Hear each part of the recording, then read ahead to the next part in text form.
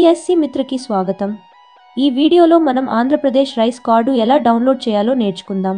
Step 1, ఇక్కడ customer యొక్క rice card number నమోదు చేయండి మరియు ఇక్కడ ఫ్యామిలీ హెడ్ ఆధార్ నంబర్ నమోదు చేసి సబ్మిట్ పై క్లిక్ చేయండి.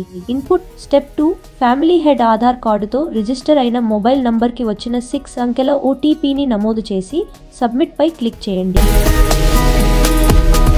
స్టెప్ 3, ఇక్కడ మీరు అన్ని కార్డ్ వివరాలను తెలుగు వర్షన్లో చూడగలరు. ప్రతి విలువను సరిచూసి ఏదైనా సరిచేయవలసిన అవసరం ఉంటే ఉదాహరణ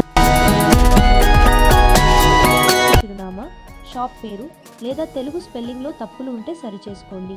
అన్ని వివరాలు సరిచూసి పూర్తి అయిన తర్వాత సబ్మిట్ పై క్లిక్ చేయండి.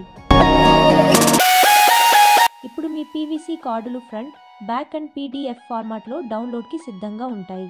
ధన్యవాదాలు వీడియోను వీక్షించినందుకు. టీమ్ సిఎస్సి మిత్ర.